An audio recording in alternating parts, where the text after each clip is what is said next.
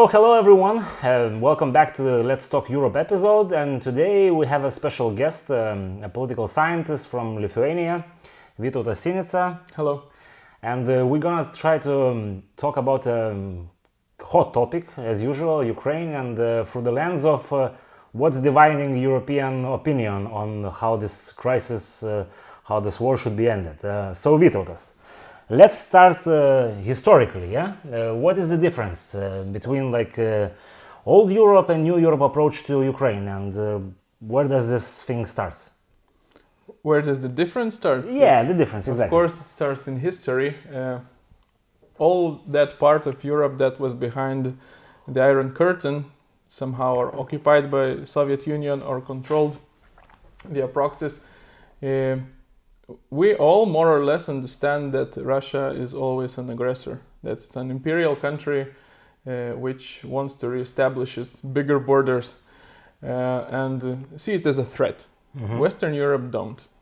So more or less that's the underlying problem and the reason for the divide among New Europe, as you called it, which would be Central and Eastern Europe, I guess, and the old Europe, the Western Europe.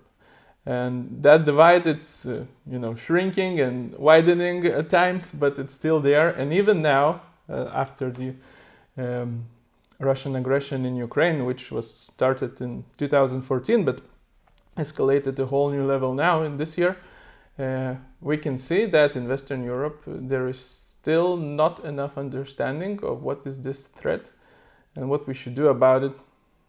But let's clarify one term, Western Europe. If we take, for example, Scandinavia, is that Western Europe or is it something else?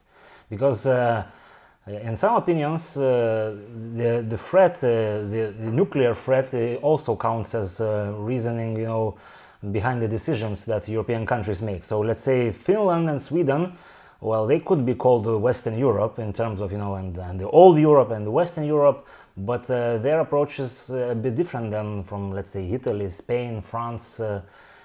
So what are the main drives behind those differences? Like, let's say, in this Western Europe, so-called Scandinavia, and these core European countries that form the European Union. Yeah, we started from big generalizations with that old as Europe usual, thing. as usual. And if we look deeper into what we call Western Europe, we can see very big difference in geopolitics. Because usually that divide between old New Europe is about values, about postmodern and modern survival, and on the Eastern Front, as we could say, it's survivalist values, as Ronald Inglehart, a political scientist who actually, I guess, came up with this divide in value sense, said that this part of Europe is the one still in values about survival, about material mode, things. Yeah. Mm-hmm. And Western Europe, mainly because of its wealth, is now in values, postmodern values, which are about environment, about self-expression, all those things. And not a coincidence, I think, it's that those postmodern values, they come with less and less understanding of reality of war, of reality of aggression between countries, possibility of war, first of all, and having to deal with it. Germany was a fine example of that a few years ago when Donald Trump, president of United States, was, quite harshly demanding it to increase its spending on military budget. And Germany's answer was that we are spending, it's just not on the hard war of military expenditure, it's on humanitarian efforts and all that. Well, everybody probably remembers the laughing delegation in the United Nations when Trump was expressing the concern that Germany is getting more and more dependent on Russian energy resources, and the delegation was laughing as well. That's another question. Yeah, I think that we should talk separately about that. Of course. Just because Trump jokes. Germany and the whole Nord Stream story is another question, and quite a picture representing all that's wrong with that.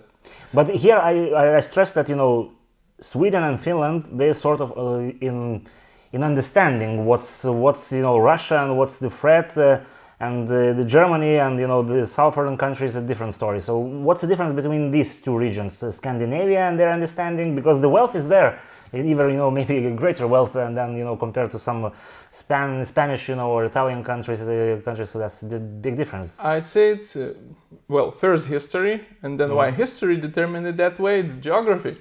The farther you from Russia, the less you understand it as a threat. And so northern countries, they do understand Russia as a threat because they felt it. Finland definitely felt it, and they'll see it that way, I guess, forever, as long as there are those countries. Sweden, pretty much the same thing. Norway also. Then other reasons, for example, for United Kingdom. United Kingdom, they have this Anglo-Saxon view at the continent, and historically it was always containing continental powers.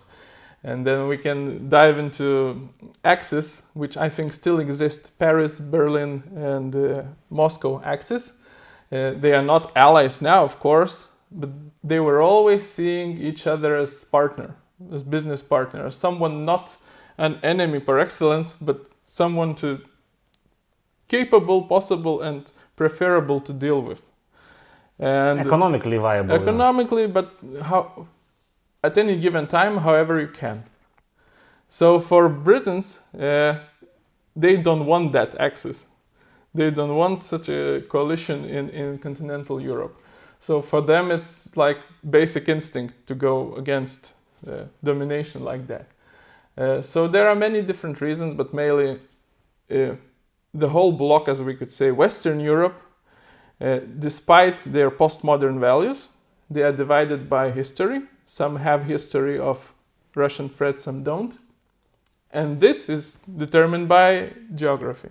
The farther you are from Russia, the less you understand it. There are exceptions. A notable exception, and I saw you had this question in the comments, is Spain. Spain is now, at least comparably, among Mediterranean countries, is like the most understanding of the Russian threat. But this conclusion is drawn only from the fact that they wanted to donate some military equipment, German-made tanks. Can we really draw some kind of conclusion out of this single fact, or you see some other Spanish trends? But the single fact, the one you mentioned, is, I think, as usually in Western democracies, it's based on public opinions.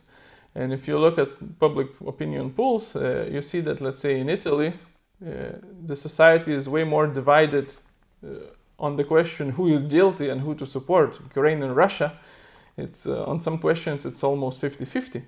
While in Spain it's more like in northern part of Europe. Not, of course, not like Finland, but definitely not like Italy. So maybe they see this as a pure chance to bite, the German, the French, I don't know, some kind of access. I won't speculate on that. I talked with a political journalist that I know in Madrid. He said that there are now like far left and far right people in Spain who are more understanding of the Russian perspective, or I would say in belief of Russian propaganda.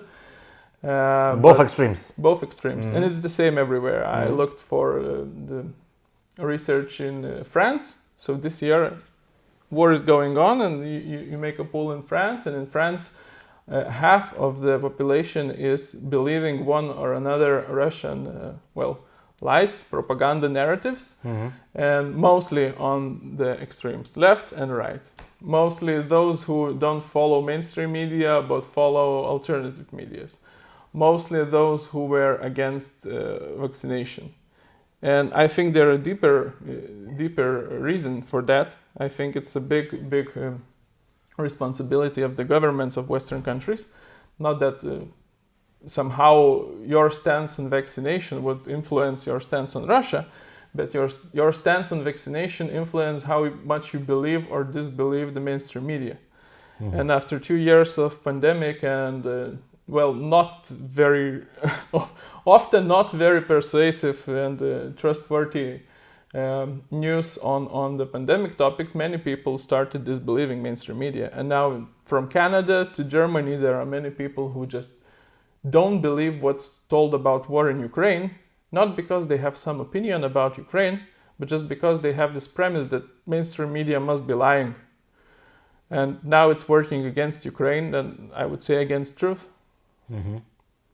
Okay, so I wanted to pull out one other country as an exception, probably from the rule that you said that it's usually at a distance from Russia and the historical precedents. We have Bulgaria, which is post-Soviet influenced own country, which acts completely differently in terms of supplying weapons, the Soviet type weapons, like compared to Romania, to Czech, to Poland.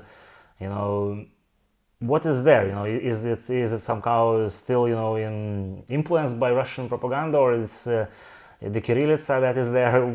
What could be an explanation? I don't have a good explanation. Uh-huh. This is a really difficult one for me. I haven't looked into this more in depth. Mm-hmm. So okay, so let's not force it since we don't want to speculate too much. Okay, so let's take the energy topic, because this is probably one of the big movers. We have a most economically viable resources highway from Germany to Russia, and we have these streams, the Nord Stream 1 and the Nord Stream 2, and previously the gas was pumped through Belarus and Poland and Ukraine. How were the Europeans thinking before? Or were they blind, or the way they were sleeping? Because analysts, even in George W. Bush times, they said that this is a danger. Becoming more and more dependent on Russian oil and gas. What was the explanation? Europe thought that nothing can happen, or something else was in their mind. They definitely did. As we talked earlier, Mm-hmm. they didn't see Russia as a threat. And I'm afraid even now, many people and politicians in countries like Germany, they think that, well, okay, we have to get over this war. And Mm-hmm. in 3 months or 3 years, get back to business as usual Mm-hmm. with Russia. So from economic perspective, it was the best option. Russia is a cheap supplier of resources, energetic resources, fossil fuels, and why not to go there? Only reason not to go there for fuel is geopolitical threat, that maybe they will turn to what happened actually. You are feeding your potential enemy. So yeah, but they didn't see him as potential enemy. Mm-hmm. They didn't, and we must understand. Is that corruption? Is it blindness? What is that? That's a little of speculation. I think there was a part of corruption. I guess that politicians like Schroeder and his surrounding was getting individual prospect for that. But mostly it was just seeing Russia as country to have business with. Because when it all started, it was before the Ukrainian war, it was maybe even before the Georgia occupation, and when, let's say, 2008, Russia starts war against Georgia, those in Europe, and especially in Western Europe, they think it's far away country that it cannot happen here. It cannot translate to Ukraine, it definitely cannot translate to the Baltics, let's say, and it never will translate to aggression against Germany. Mm-hmm. So it's, wars happen. World is a horrible place. There everywhere are troubles and wars and things like that. We cannot take that into account. We take into account our costs and we see it as a viable option. So they started building Nord Stream 1 at first, and at least Lithuania and Poland, and as you mentioned, US also, even though US has their separate interests, they want to ship, at least then they wanted to ship their gas here in Europe. But they were all saying to Germany that this is a threat and this is a risky move to make. All the dependence on Russia and things like that, they didn't listen. As late as 2008, I think we already knew from empirical experience, not from theory, that if you act not in the way that Russia wants you to act, Russia can just turn out the supply. Yeah. They turn off the pipes. The planned works begins, as They, call they it. start maintenance works. maintenance. And definitely not.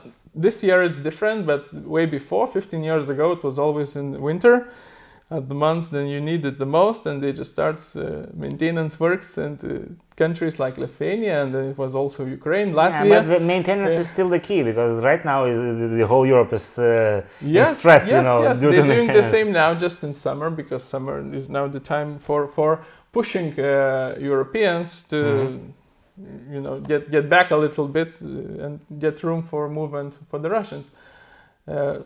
So we saw that from our experience. We were saying it in advance that this was going to happen. We said, don't be so reliant on Russia. We built our liquid gas station terminal to be able to get other supplies for gas and other materials. They didn't.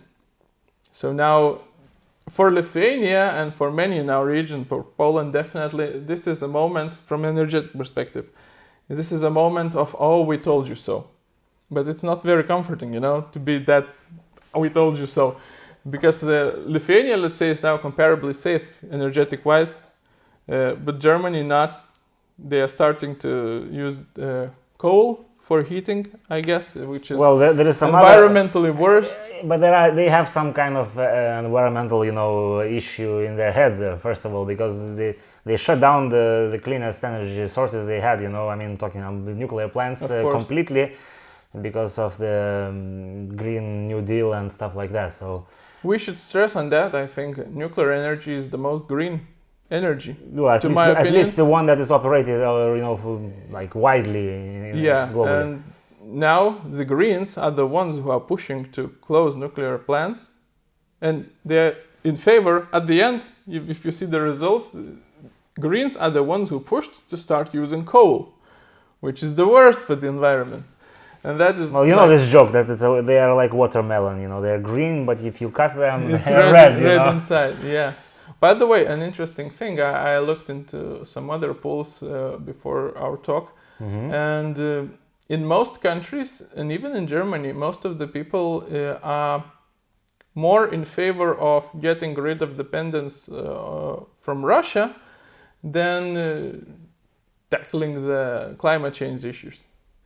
So, and especially in Finland and Sweden, and here you can see the difference, because it's definitely postmodern countries very much in care of environmental issues, climate change, things like that.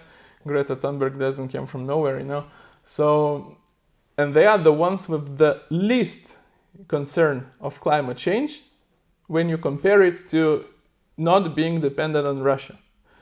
So Sweden and Finland are now the two countries who are the most in favor of let's get off the Russian pipe, in each and every way, even though it will be a cost for environmental issues in the short-term period. Let's just do that, and we'll see what the climate change issues later, because they are geopolitically aware and survival. Because I think the question of Russia for Baltic countries, for Poland, and I think for Sweden and Finland is also a question of survival. They see it as a possibility of a state being extinct in some way, in some scenario, and you have to deal with that first, and all other questions, including environment, are the secondary questions, not for those further west. Yeah, so we talked a bit, about these differences. Now I want to kind of move the topic, how those differences affect, the actions of these countries towards, solving the war in Ukraine issue. Can we draw some parallels here, that the ones who are, less, worried about Russia, they are less worried about Ukraine, or there are some other comparisons that can be made?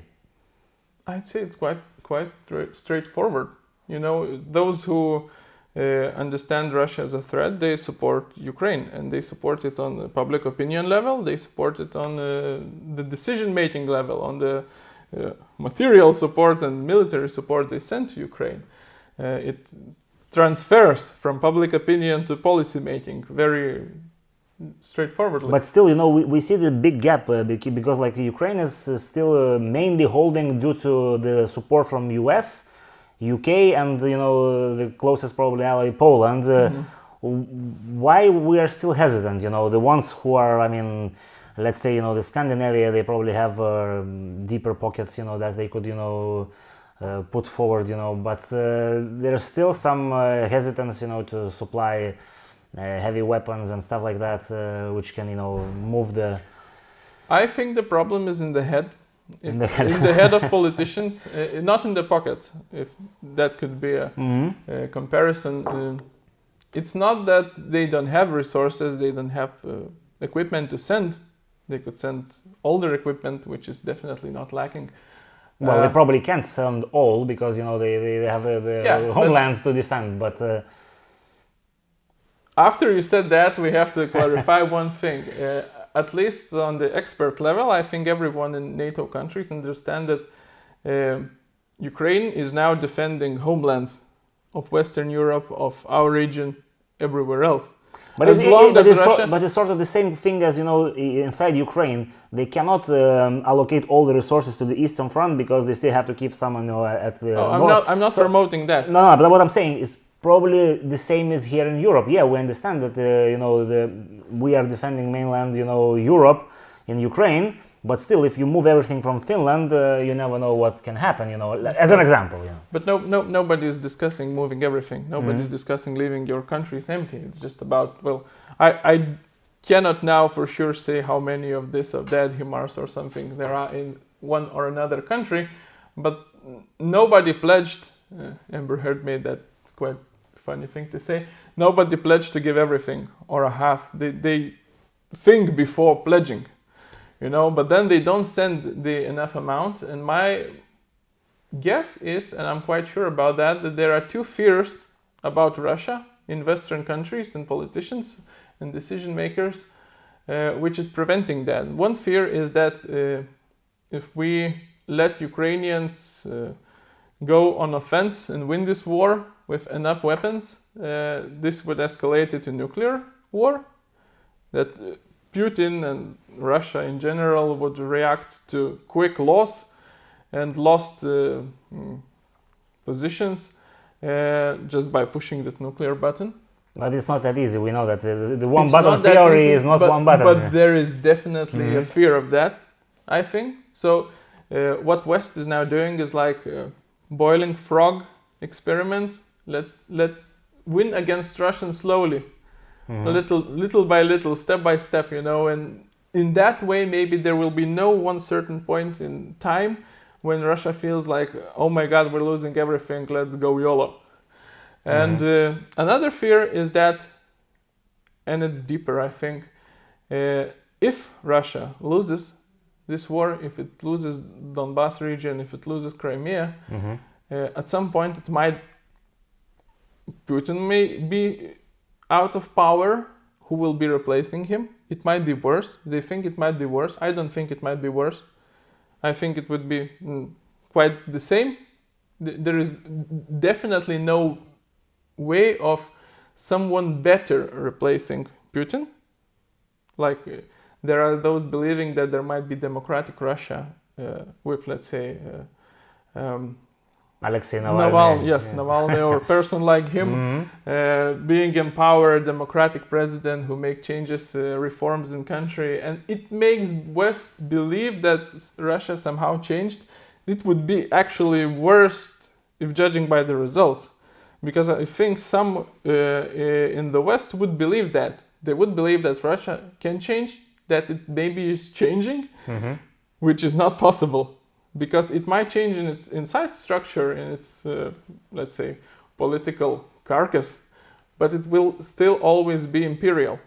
The only way for Russia not to be imperial is to break up, is a fragmentation of Russia. And this is, for me, well, I think it's not very feasible, it's very hypothetical scenario, but it would be great for this region. It would change many things. For the Western Europe, I think it's a horrible scenario. They think that uncertainty of this scenario if Russia is disintegrating, is so big and so terrible that we shouldn't go there. They would rather keep someone in Moscow strong enough to hold the country together, and plus believe that it might be better, as let's say Navalny case, which I don't. But what do you think? Do they still believe that it's possible to turn back time and to have Putin as a person in charge of Russia and have some dialogue with him? Because we have seen what kind of dialogue forms are possible with Putin, and those transcripts from Macron and Putin chat. Well, they obviously don't show anything promising, But why is this still belief that maybe we can come back to, as you said, business as usual? And there is this poll in Europe which is not very promising, peace or justice. You probably saw that. Yes. Most of the Europeans they want peace, which is a very abstract thing. Basically meaning that Ukrainians need to give up land in order to for the sake of peace. For me, that study was a bit wrongly constructed because the alternatives are quite strange. Peace, everybody wants peace. I think would be. But in Poland, for example, they answer differently than in most of the European countries. They answer differently despite of I would say subconscious attractiveness of peace. Okay. Because when you think rationally, any country wouldn't defend if they would be in favor of peace. One comedian in Lithuania, because he was in his comedian self, let's say, in that time, he called a politician as a prank call. And that was a politician in favor of Russia, and the one that is now, because you cannot in Lithuania, you are quite unable to openly say that you're in favor of Russia, so you are in favor of peace. People are dying, nobody is guilty. Let's go to peace faster. So this kind of politician and this kind of comedian, at least at that prank call, and he's calling that politician. He's not presenting himself, and he's starting a discussion like a voter-politician relationship. And in that discussion he says, but if we look for peace, then Russians, they shouldn't have defended themselves in 1941, because so many people died. Maybe the most people died ever in any war. When Russians defended against Nazis, they shouldn't have defended. They should have, for the sake of peace, surrendered, and so many lives would be saved. But you understand, and this understanding is quite fading, I think. It's less and less of this understanding. But after all, when you think, you understand that there is also a case for a country to be saved, and that individual lives can and in many times must be the cost for a country to be saved. And you cannot just go for peace, because straight way for peace is just surrendering.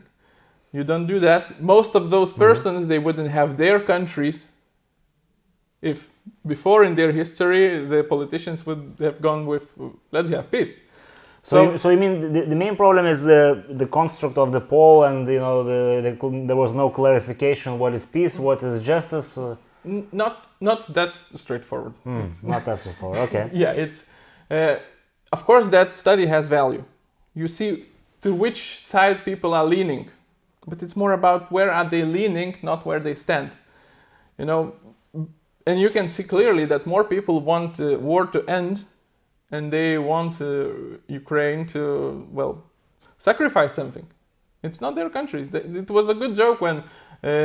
about Champagne, yeah? Yeah. If France thinks that Ukraine should sacrifice something for the war to end, maybe France should sacrifice some of its region for the war to end, Yeah, the joke was that they should sacrifice the region where they actually make the wine, which can be called champagne. And since in the world there are champagne just in two countries, in France and Russia, and because Russia doesn't care about the region, they just call sparkling wine champagne. So let's give it, and we'll solve two issues, in one. So so this is it's thinking for ourselves. Actually, it's just practical, pragmatic thinking. With that peace camp is sadly, it's mostly people thinking about how the war, if it continues, if it reaches winter, how it will affect prices, how it will affect the work market, and all that. So we see from that poll that it's ratio 2-1, like twice as many people in that peace camp against twice less people in justice camp. But I was also displeased with how the justice was constructed, because it's about Russia must be punished. For me, that justice camp, it's not about Russia must be punished. It's great if it's possible. I'm not sure it's possible, but first of all, it's about Ukraine regaining its territories. War is about this. It's about territories and sovereignty and independence of Ukraine. And Ukraine is very clear on that. 90% of Ukrainians, if it didn't change lately, are clearly in favor of fighting until it regains its territories to the fullest, Crimea and Donbas region, which is now losing a little by little. So it's clear what Ukraine wants. It's clear that they are willing to sacrifice individual lives for the sake of the country and the nation. They are the ones dying, and the Western countries, in big part of fear of economic turbulence, some kind of. They are in favor of, well, let's just make faster peace without regaining territories. But there is one more factor, Ukrainians absolutely they want to get rid of the aggressor and take back the territories that were annexed. But they are purely dependent right now on Western weapons and Western money. So, let's say for the folks who are watching from the other side of the pond, they would say, why we are sending our money to, if they want to fight, they can do it, themselves. So it's sort of a moral, issue, So Europeans and the Americans, we need to pull up, cash and buy weapons and supply. But there is not so much of that. At least in spring, well, again, I didn't check lately, but at least in spring, in April and May, polls in the US showed very clear support for helping Ukraine.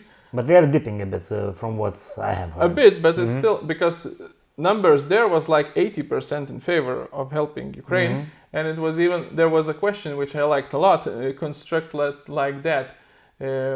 Would you be in favor of sending money support, however you call it, to Ukraine, even though the gallon is costing more? The prices of things, let's say, I'm not sure if they specified gas, especially, will be increasing for you. And it was like 67-70% of people who said that, yeah, we're in favor of that. Let's get increased prices, but help Ukraine. I don't know how much of this comes from like humanist perspective that we must help nation and suffering. I don't think that it's mainly that, because there are nations suffering all the time, and we don't usually sacrifice something from our life for them. It's the diaspora, Ukrainian diaspora in the States is quite big. There are, even places in New York.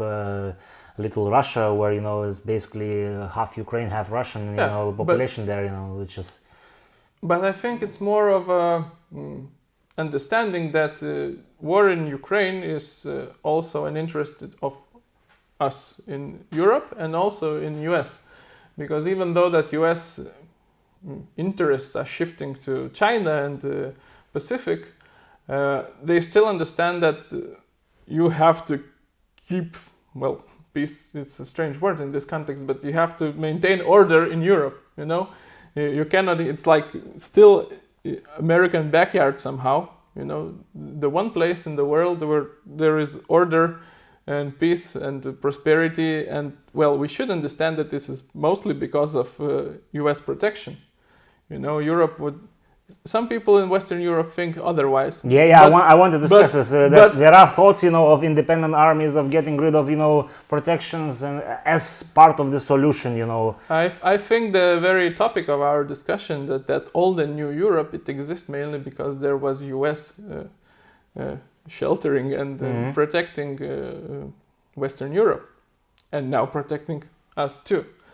So and Russia not attacking Baltic states or Poland mainly because we are NATO. And NATO is, with all due respect to all the other countries, it's mainly United States and their strength. So I think that Americans understand that you cannot have such a big, let's say, it's hard to say, but problem in Europe as NATO countries being attacked. And Ukraine, its defense, it's the one thing preventing that. Because another thing I would like to stress is that, not sure how many people understand that, but the fact that Ukraine stood and managed to save its country and not fall in 3 days as it was expected, not only in Moscow but also in Berlin and I think in Washington, it's the one reason why we are still talking here and not attacked. On the 145th day or 6. Yes, I'm very sure of that. If Ukraine would have fallen in 3 days as expected, Russia would have moved forward. They would be so sure of their strength and so sure of NATO not doing something about it. You know, not afraid. Of course, they're not afraid of, let's say, Lithuanian military, but they also would have been not afraid that U.S. will intervene. Because for those first 3 days of war in Ukraine this year, this February, everyone was waiting. Yeah. Everyone was waiting, and they had to show that they can fight themselves, only to start getting support. Everyone was ready to, you know, say good speech at the funeral of Ukraine. So, such a interesting, you know, topic. All right, so since we started, you know, talking about that, the main problem here in Europe is that we are divided due to those, you know, historical and energetical and you know, political threat, whatever you want to call it, issues. What is the way to move forward for the Europeans? Because we mainly count on, you know, US supply of weapons, US supply of that, but like we have those differences in Europe. How can we overcome them? There are some thoughts which I know you are quite skeptical that, you know, we should tie ourselves, you know, closer to in Europe in terms of politics and you know, become more like the United States, you know, and then we can overcome the issues. So what are, in your opinion, you know, the options for Europeans to overcome this and, you know, show that Europe is able to defend, you know, its borders, you know, and basically someone who they have the border with, they can defend, you know, well, mainly by themselves in terms of, you know, financial support and military support. What are the way to move forward here? Well, first of all, what I don't think, really, I don't think that the European Federation is something we should want. And yeah, but there are some voices who say that this is the only way forward, you know. And it's not even feasible, and not.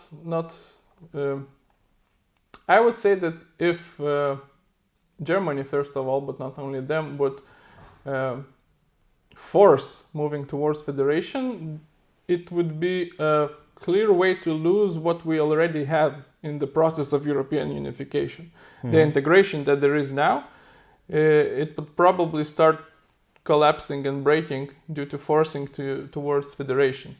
But that's a very different topic. So just a statement here. And about what to do, actually, I think it's two different directions what to do. One thing is, and it's from perspective of, well, Lithuanian, Baltic, Central European country. So our region, what is sometimes called Intermarium region, you know, a place between three seas of Baltic, Black, and Adriatic one. Mm-hmm. We should start seeing ourselves more as a bloc inside, not in not replacing NATO, but inside NATO, and doing more together, cooperating more on what things, let's say, on the production in general, on industry in general, but also on military industry. We need to enhance our capabilities to, well, equip ourselves as much as is possible. We will see the limits of that. There will definitely be limits. We cannot do things that America does, but we have to rely on ourselves more and rely on others less, I think. And together it's more possible. And another thing is we still have to be together with Western Europe. We rely on them anyway, more or less, but we do. So it's like a wiser friend's perspective to always try to reason, to persuade, to explain what is need to be done here. Not just defend us, but let's defend together. I think that Germans now, they would hear all our talks about not building Nord Stream 20 years ago differently now. I think they would. Not because of our interest, that it will be, you Germans, if you build Nord Stream, it will be bad for Lithuania. No, it will be bad for you. 20 years ago, it was impossible to understand, I think. Now it's very possible to understand, or at least it should be. So I believe in human conscience and a reasonable mind, and I think that there are ways to explain our perspective, and why I said before that we are the wise ones, the wise friend, not because we are somehow wiser, it's because of experience.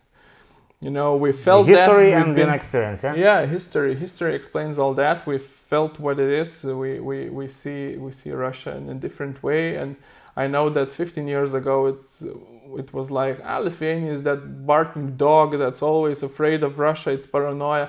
Well, I think our paranoia is now many people's in Europe paranoia, and they see it differently. So we should work on that. We have this, as bad as it sounds, war in Ukraine gave us some leverage. We are now seen not as paranoid one, but as the prophetic one, let's say. And now we should capitalize on that. But the main question, has the Western European fully realized this? Because Italians, French, Germans, the Benelux countries, they have to realize what we realized, and is that getting closer, to that, or still, the winter and the shortages of fuel will kick back, something. It's still a long way to go, but it's getting closer. And that's why I talk about persuasion, because there is still much to do to get that understanding in whole of Europe that Russia is a threat and that we should act accordingly, as it would be a perpetual threat.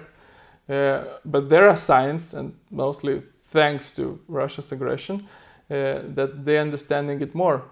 Not really understanding, but just plainly seen things in Bucha, in other places of Ukraine, and you cannot ignore that. Of course, you can think that everything mainstream is fake news. People are doing that also, but most of the people don't. So they have to somehow include those facts, what they see about Ukraine now, into their thinking process, and make different decisions. So you are an optimist that in Europe we might come together, on this Russia topic and kind of be on the same level. I think it's possible. It's more possible than the disintegration of Russia. Let's say that. We talked about that before. Okay. I'll be optimistic. I think there are probably four things that can possible and very positive things that can come out of this Russian aggression in Ukraine. One thing is, and it's most probable it will almost definitely happen, is Finland and Sweden joining NATO. It's very positive development. I think it's very good. It's very bad for Russia now. They have this more than 1,000 kilometers wall with NATO border. Yeah. Another thing is, if Ukraine defends itself, and I think it will, and remains an independent country, now there will be this formation of a new, stronger bloc in Central Europe, that intermarium, however we call it. It might not be informal, something de jure, but it will be de facto. There will be more cooperation. There will be more of seeing ourselves in Baltics, in Poland, in Visegrad, in Ukraine as something that can work together and can talk like equals with Western Europe. That's the thing that Western Europe was probably a bit afraid of this stronger bloc in Ukraine, Poland axis, which is scary. People in Poland are talking that publicly. Political commentators, they say that one of the things why we support Ukraine so much, that we see a possibility not only to defend, it's the right thing to do, but it's also a possibility to build this strong bloc that would move us from very unfavorable position when we are always asking and like younger brother in comparison to Germany, France, and all that, to position them we can talk as equals. Very big markets, very big and possibly strong economies. So this is another thing which I think is possible. Another thing which will have to some extent, not to expect too much of this, but there will be some of it, is that in our region, in Central and Eastern Europe, there will be some disenchantment of the West. Because, there is this imagination that West is that beacon of light on the hill, protecting human rights, democracy, and everything in the world. And now it's just impossible not to see the distance and the difference between the rhetoric of human rights and all that, and actions when you see, people dying, factually, I would say genocide in Ukraine. We talk about protecting 70 genders and all that, and that's fine. Every country has its values and they decide on what's important to them. But if you do that, if you're proclaiming yourself as the beacon of light, freedom, and human rights in the world, and then you do, if not nothing, then close to nothing. So much less than you could. Mm-hmm. In the face of things that are happening in Ukraine, it makes everyone question. And I think in our region, everybody will be questioning more.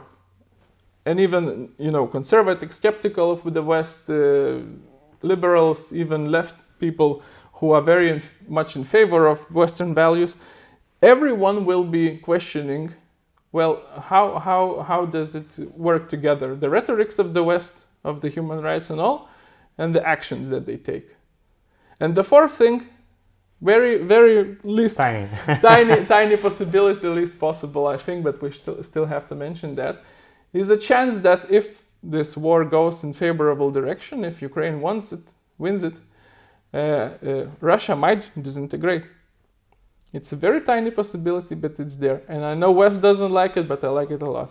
But the last question, what is the possible outcome for the US from this war, and because right now they are the biggest donor of, Ukraine, and, military-wise and money-wise, what are they expecting out of this war, For them, it's a country overseas, which is not European Union and not NATO, because, we have a lot of, in US probably most people who hear Ukraine know two things, war in Ukraine, and then before Biden son scandal, that's it. So for many, especially Republican voters, this country doesn't resonate with something very I would say pleasant, because it's of the mentioned reasons. What is the outcome for the US in this war? I think first it's not about Ukraine. Mm-hmm. In US it's not about Ukraine. They don't care that much about Ukraine. It's about Russia, that is an aggressor that stands up against everything that's American. But Russia is also some kind of a partner in keeping the balance between the China, US and Russia, in the military sense. We'll get to that, okay? Yeah, China is another thing. But the first thing is like maintaining your self-status, I think. For Americans, they never wanted this war. And if it happened, they wanted, I think, at least the elites, Biden administration wanted it to end fast and not to cause so many troubles, but it did. So now, as it is a long and difficult war, they have to preserve their status. They have to be the ones fighting for democracy, fighting for right cause against the aggression, and also ensuring that everybody still believes in the 5th article of NATO treaty, because hell, if you don't, and I understand that Ukraine is not inside this zone, inside NATO, but this is a difficult even in Lithuania to grasp. From the actions of Western countries and especially actions of United States, you judge about your predictions. How would they act in case of aggression against NATO country? Let's say in Lithuania, we think about, how would they react to the aggression against Lithuania? And then you see those first 3 days of war in Ukraine, you start to wonder, right? So not very directly, but actions towards Ukraine shows you and gives you reasons to speculate and make, well, determination somehow. What can you expect in case of war in your country? And I think not only Lithuanians, but many people in many countries, at least in this region, from Bulgaria to Finland, are thinking about that. Mm-hmm. And then Finland is also joining NATO, not for no reason. So there is this, maintaining NATO as something to trust. And another thing, of course, is China. I think Americans see war in Ukraine like from China's perspective. How will this affect China? How it will affect its ambitions, its daring to confront Americans and their influence. And I think for now it's going in a good way from the American perspective, because China needed Russia as a strong partner in dethroning Americans. And they saw that this is a weak partner. Yeah, and at the beginning of this year, January, February, during the Winter Olympics, all that, they were like scheming to go together and to make moves against Pax Americana, as you can say. Mm-hmm. China saw that Russia is way much weak. We all saw, but it's very important that China saw that Russia is much weaker than we all thought it is. It's much weaker militarily wise, and it's much weaker in many other aspects. And now I saw in their, I'm not sure about the word in English because there is no such thing in democracies, the official media of the state in that country, so China's official media, they are publishing articles that clearly and straightforwardly says that we must not make ourselves pariahs, we must look good in the eyes of the world. Mm-hmm. We cannot side ourselves with Russia. We of course must evade marginal positions. We should not be with Russia. We should not be very much against Russia. But we cannot be seen in the eyes of the world, not only Western world, but whole the world, as someone with Russia, because Russia is weak and we don't need weak allies, and we don't need to be seen as someone going with a weak partner against today's world order. So I think war, as it goes now, we don't know how it will end, but as it goes now, it's working in favor of American goal to have China in place. Controlled, yeah. Yeah, so because China with Russia deep in problems in Ukraine, China just doesn't have partners strong enough to do anything against the US. All right, so you see, all those folks listening from the other side of the pond, it's good stuff, that the war has some good outcomes even for you who are very far. So Vytautas, thanks for your time. I guess, we're gonna have some other episodes with you, in terms of European politics. And thanks everyone who were watching, and let's see you again in the next Let's Talk Europe episode.